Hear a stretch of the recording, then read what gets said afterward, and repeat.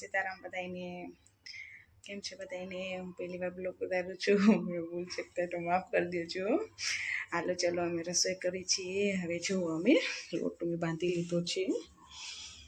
દેખો લોટ બાંધી લીધો છે લોટ બંધાઈ ગયો છે હવે મારે બકાલું લેવા જવું છે હમણાં બકાલું લેવા જઈશ પછી મારો છોકરો સ્કૂલમાં ગયો છે સ્કૂલ તેરવા જવો છે હસબન્ડ જોબ ઉપર ગયા છે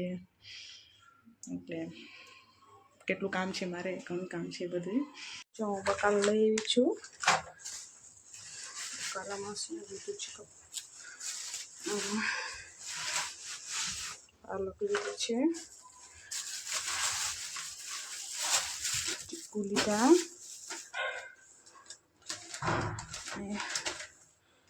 ચોરી લીધી છે જો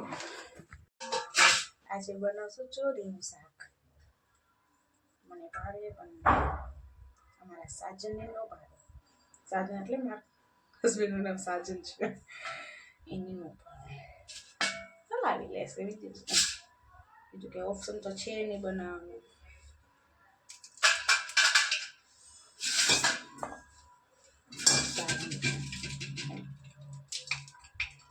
પછી 12:30 વાગે દક્ષુને તેડવા જવાનું છે દક્ષુ છોકરો છે છોકરાનો દક્ષુ છે ભાવે તો નહીં પણ હલાવવું છે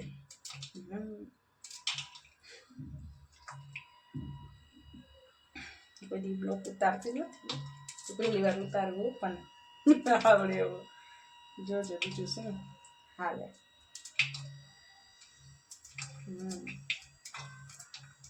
ચોરી બટેકા નાખશું બટેકાને પછી ટમેટે આવશે મને તો બહુ ખાય તમે ચોરી બટેકા અને ડુંગળી અને આ મરચું ખંડાઈ ગયું છે હવે આને વોશ કરી લેવું મિક્સી ધોઈ લેવું પછી આપણે સબ્જી વઘારી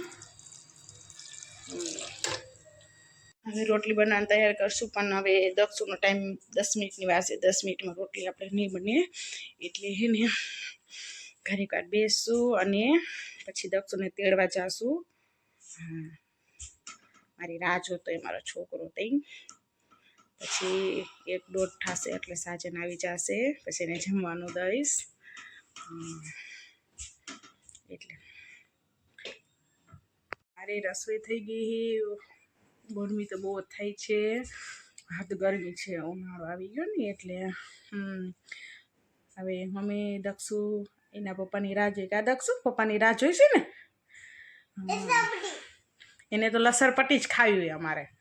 તો આમાં દક્ષુ સ્કૂલેથી આવી ગયો છે કપડાં બદલાવી લીધા છે કા દક્ષુ કપડાં બદલાવી લીધા ને જો કપડાં બદલાવી દીધા છે હવે એના પપ્પાની રાહ જોશું આપણે કા પપ્પા દીકરી પપ્પાની રાહ જોશે પછી પપ્પા આવશે તો સ્કૂલે હા અમારા લોકડા વેરા કરે છે કા દક્ષુ હા જો આમાં દક્ષુ છે લોકડા વેરા કર્યા જો જો સ્કૂલે જવું છે ને હાલો બધા જમવા જો શાક છાસ રોટલી સાજન આવી ગયા છે જમવા દક્ષુ હોતો હે ટીવી જોઈ છીએ હાલો બધા જમવા અમે જમી દે હો